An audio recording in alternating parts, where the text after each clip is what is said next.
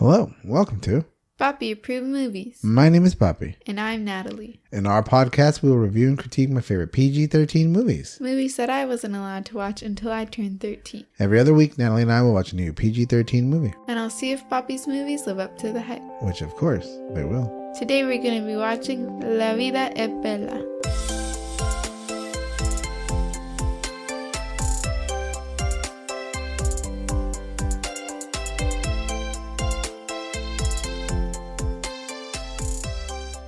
Before we begin, there will be spoilers. If you haven't seen the movie and don't want it to be spoiled, press pause and come back when you're finished. Now, Papi, tell me the deets on this movie. Hello, Natalie. Hello. How are you doing? Good. Ready to talk about this movie? Okay. All right. La Vita es Bella came out in 1997. The runtime of 1 hour and 56 minutes. 19 what? 1997. Oh. You thought I was older? It seems kind of like an old movie. Two reasons. First is it's an Italian movie, so different cinema style.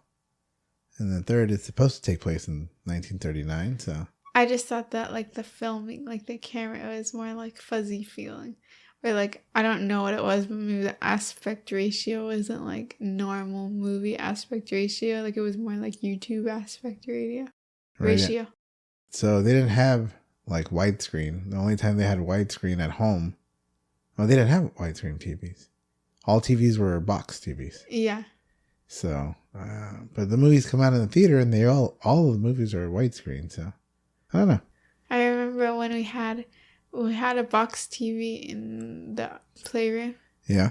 That we would watch movies, and all the time it would be like the thing has changed to fit your TV screen. Right. Came out in 1997 with a runtime of 1 hour and 56 minutes.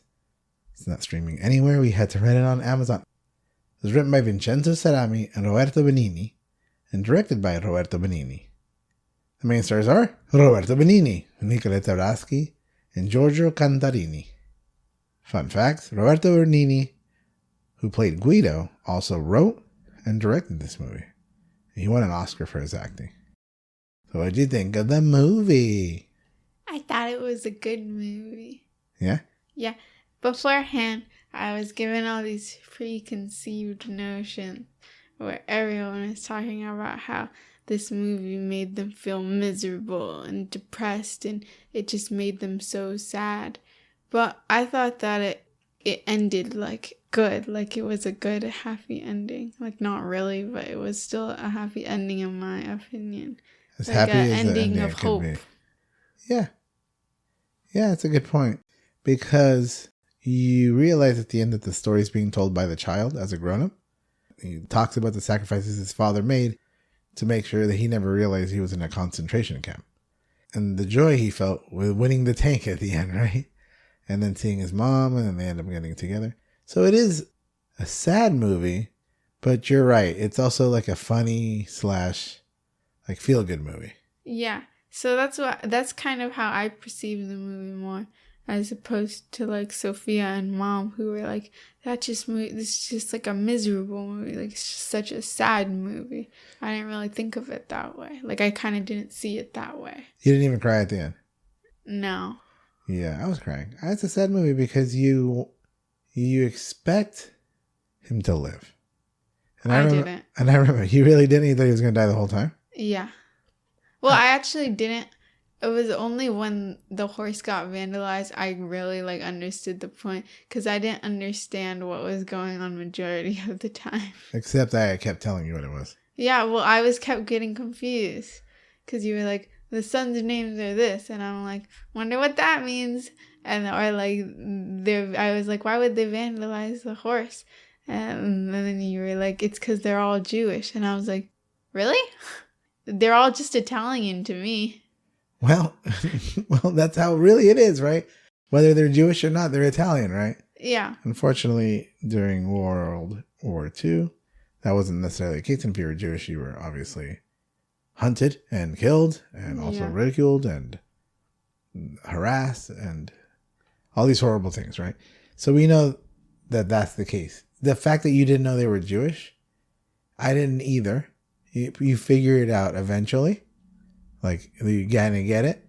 But it doesn't tell you up front that these two guys are Jewish that are coming into the city. Yeah. The only at that point where the horse got vandalized did I figure out, and that was the only moment where I was like, he's gonna die, isn't he? Yeah, I didn't think he was gonna die though. Even like after he goes behind like a pillar, and then the soldiers, you hear the machine guns, but you don't see him get killed. I almost expected him coming out wearing the uniform and like doing his silly moves and dancing. I like expected it. And to me, it was a shock that he did die. I didn't see that. I really thought he was going to survive. I actually thought all of them were gonna die. I just didn't see it. And I remember I watched this movie with Grandma, and then she was like, it's a movie about a concentration camp. What do you think? They were going to all like end up happy? And I'm like, no, but I thought he would live. But I guess it makes it a little bit of melancholy because that boy ends up losing his dad. Yeah. And at the end, he's all celebrating, but he doesn't know his dad's dead. Yeah. So. I always assumed he was gonna die. Yeah, I know. I assumed everyone was gonna die, actually. What kind of movie would that be? A really sad movie. Well, maybe that's your problem. You expected something to be this way because of what you heard. See, nobody should be talking to you about movies. No. Spoilers. I also thought the only thing that like was a twist to me was I thought that the doctor was gonna try and save them, but really he just was like obsessed with the riddle. That's the only thing that like caught me off guard. Yeah, that was like a sad part. And then it was more, and we'll get to it. We'll get to it when we get to it. But we realized that German doctor never saw Guido as a human. He was just a source of a riddle. He didn't see him as a person. He didn't see him, you know what I'm saying? He couldn't think of anything other than like a joke book. Yeah, and that's like the only part that like it made me feel really like sad. Yeah. Like that was just a really sad part in the movie. Right, and then Guido realizes it really quick because he doesn't ask for help. He never does. Maybe he should have. But I think he realized at that point that doctor didn't care about him at all. So what do you rate it? I gave it a 5 stars. 5 stars. Ooh, we got a couple of 5 stars going. Not back to back to back, but pretty close. Why don't we get into the recap? Okay. The movie begins in 1939, fascist Italy. Jewish friends Guido and Ferruccio are driving into Arezzo. They're there to find work at Guido's uncle Alessio's hotel. On their way, the car breaks down. Guido goes on a walk, and a woman named Dora literally falls into his arms. Guido falls in love with her instantly and calls her Principessa. She thanks him for saving her. Would you like that? First off, shout out to Grandma. That's her name, right? Grandma Dora. Did you not notice that? You did not notice her name the whole time having to be the name of your grandmother. Wow. I call her Abuelita. Dora. Abuelita Dora. Yeah. When I was doing the recap, right up front I put it. Jewish friends Guido and Ferruccio. Just that way there's no confusion on what happens. Especially for 15-year-old sophomores in high school. Ferruccio and Guido meet with Uncle Alessio, whose hotel was just vandalized because he's Jewish. Throwing it out there for you. I thought he was just getting robbed. No. He wasn't getting vandalized. It was just a bunch of people and they ran into his house. No, they just messed up his stuff. Well, I thought they were robbing him. Wrong. Guido will stay with his uncle and work as a waiter while Ferruccio will work for an upholstery business. I wonder if he's done upholstery before, because I don't think you can just work out an upholstery business. Like, that seems like a artisan skill. Yeah, I do wonder. It seemed like, why wouldn't he have become a waiter as well? Or worked in the hotel as like a bellboy or something, but it seems like he had another job lined up when he went there. Yeah. Guido wants to own a bookstore. He goes into City Hall to ask how to start a business. He is quickly denied by a bureaucrat named Rodolfo. Then Guido accidentally drops a planter of flowers on him. Guido goes to help but accidentally covers him in eggs. Rodolfo chases Guido, but he gets away. I had this thought all the time. Like, whenever I'm in a city or, like, I'm walking down and the houses are tall or it's, like, an apartment and there's, like, an overhang, I I usually think, like, what if one of those AC boxes fell on my head? How many people have died from AC boxes falling on their head? I mean, it must happen. And I think about that all the time. Like, what one of these AC boxes is going to kill me one of these days. You'd hear it coming down. You'd hear like a crash as it disconnects from the house. I don't think so. I think it would like tip. You would only hear the crash when it hit the ground. Or me. No, it disconnects. When it hits my skull. Anyways, as he was running away, he runs into Dora and finds out that she's a teacher.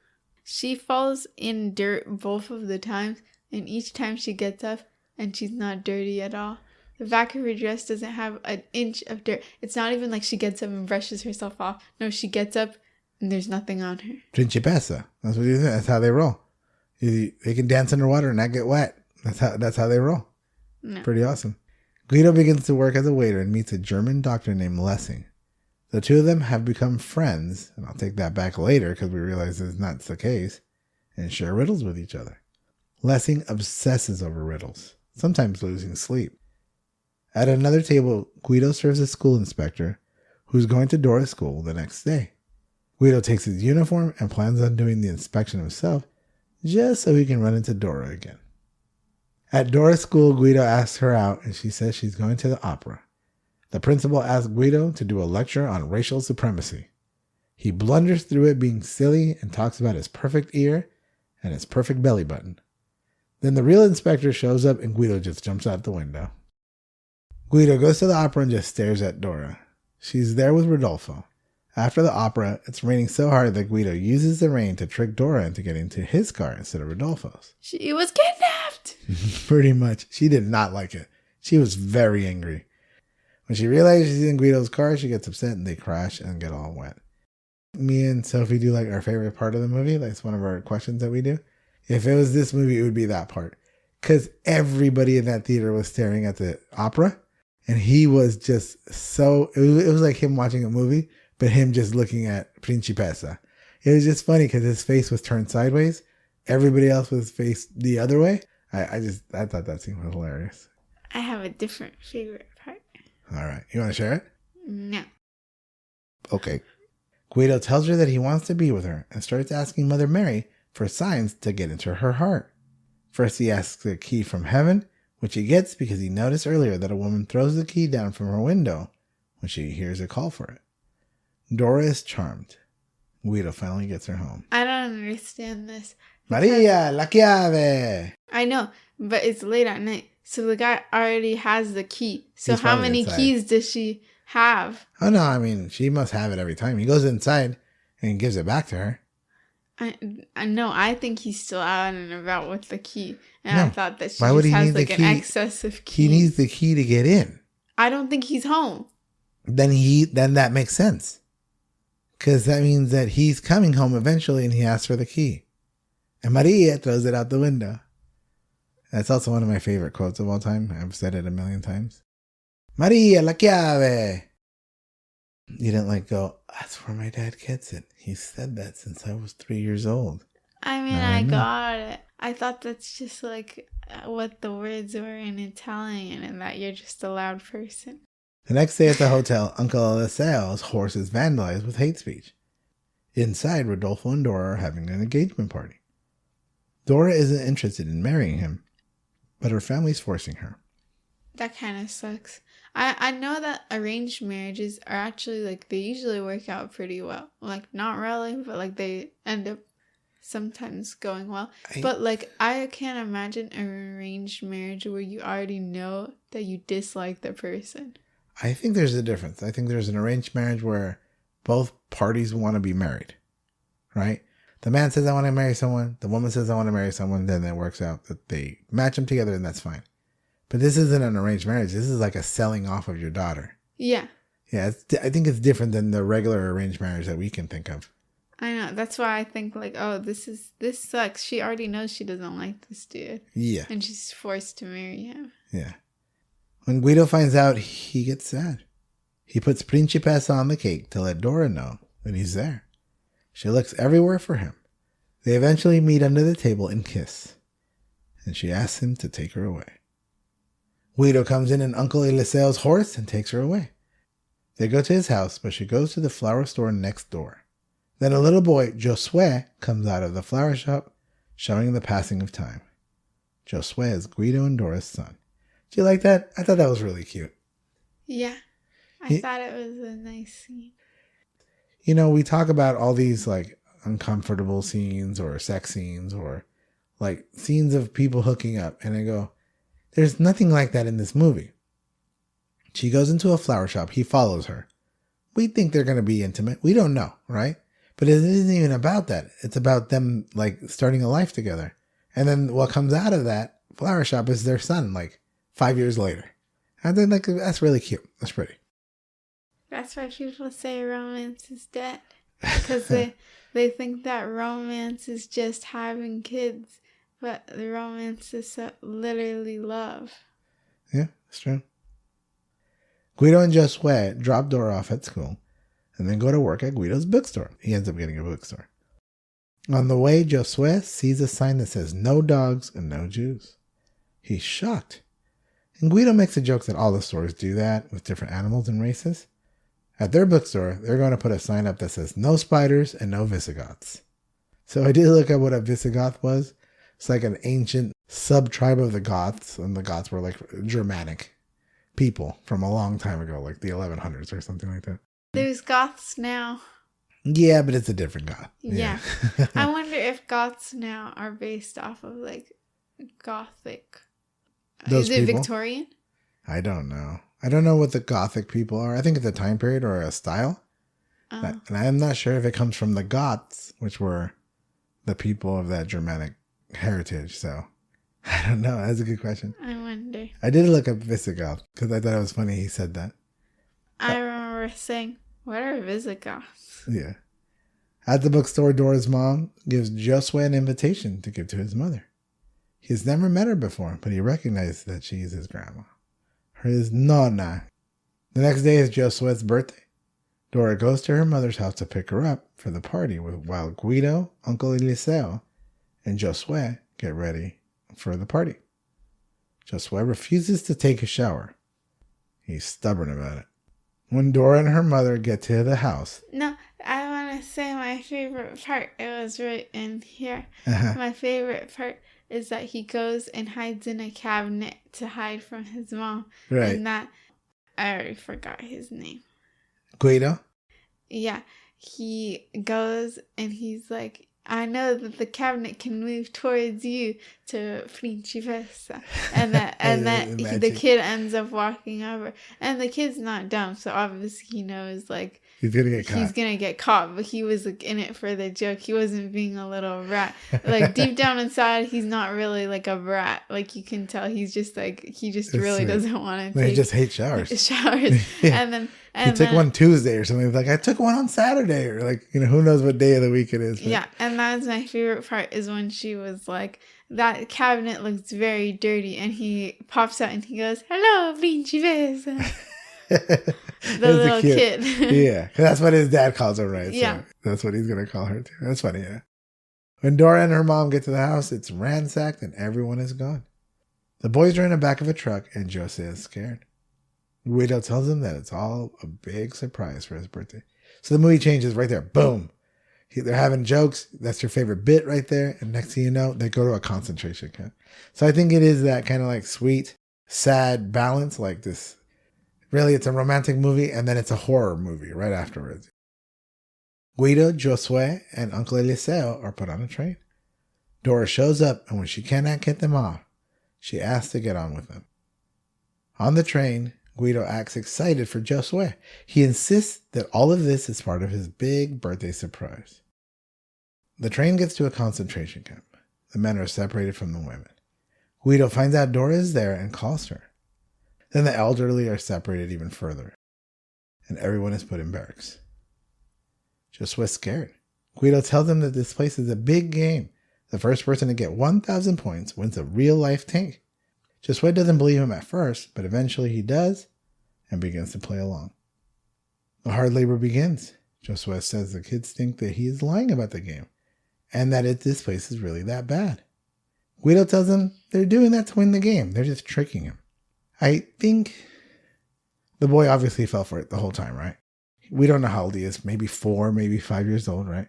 He's a little boy. Wasn't it his 5th birthday? I'm not sure what birthday was it. Was it 5th, maybe? Oh, I don't know. I might have just made that up. It makes sense, right? He's around that age. Everybody's telling him bad things. He knows his dad, right? Most likely, for the first 5 years of his life, his dad, all he does was joke around, right? The guy is just a goofy dude. And so you don't necessarily 100% believe him. But then you're like, because he can't comprehend what this place really is. He doesn't understand that kind of evil yet, right? He's just a little boy. So I do wonder how his mind would work. How would your guys' mind work? I would totally, well, probably not at this age, but if I was a 5-year-old, I would totally 100% believe it. And I realize how gullible kids actually are. They're a lot more gullible than you think. Because I remember I tricked a little first grader, and then I never forgot how innocent kids and gullible kids really are. I remember I was wearing a necklace and she kept messing with my necklace, and I was like, how old were you? I was like in 4th or 5th grade. And then I was like, if you keep touching it, it'll lose its magical powers. And she's like, oh my gosh, I'm so sorry, I'll never touch it again. And I remember that, and I was like, dang, I really didn't think that was gonna work, and it totally did. And then you're like, can I have your lunch money, please? To increase the magical power of it. I don't know, everything's telling you this is horrible. Place smells, everybody's exhausted, no one's having a good time. This doesn't look like a game at all. But you're right, you're going to listen to your dad, even though he's a silly, goofy guy that tells jokes all the time. Dora's working hard, and she finds out when all the old people and children are taking the showers, they're actually killed in gas chambers. Then we see Uncle Alessio go into the gas chamber. It's kind of sad. At work, Guido is lifting anvils, which is kind of funny too. What are you lifting anvils for? He's just carrying anvils. That's what I was going to say. I was like, what do they...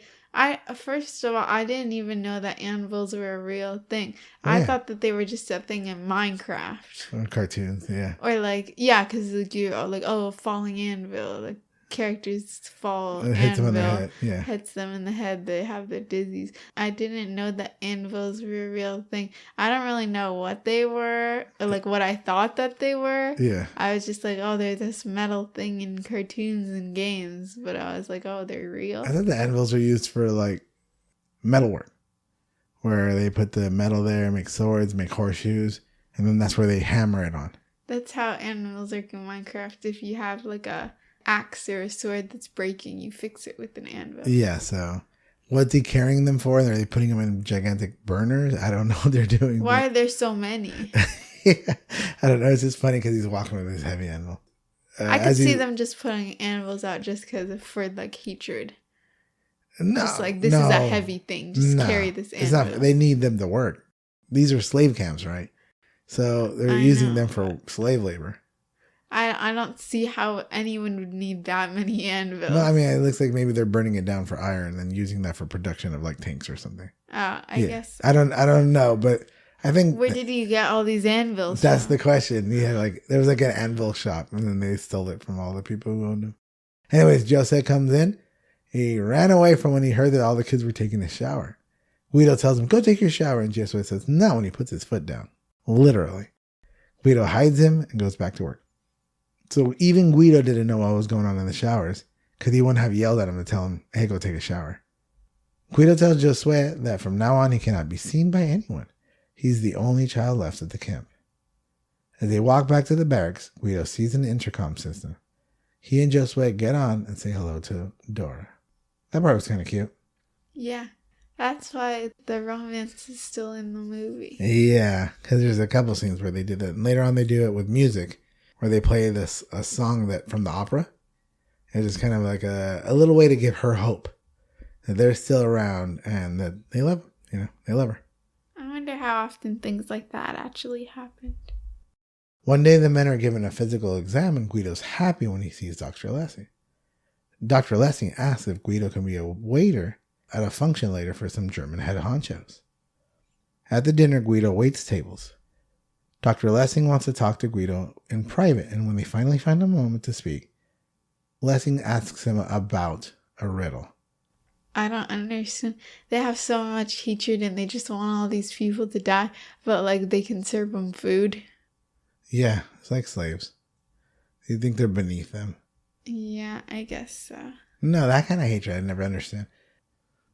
Anyways, Guido thinks he was going to get help from Lessing, and that turned out to be wrong. That's the part you thought was really sad. Yeah. Dr. Lessing didn't think of Guido as a human. He thought of him as something below. I didn't think about that really. I just thought about like how self-absorbed he truly is. It's like it's almost like he couldn't even understand what was going on. Yeah, but he definitely did know what was going on. I know, but it was like, do you understand what you're doing? Like, it's almost like you can't be that insane to not understand that your friend is going to be brutally killed, and you're asking him about a riddle. Like, it's just too unbelievable.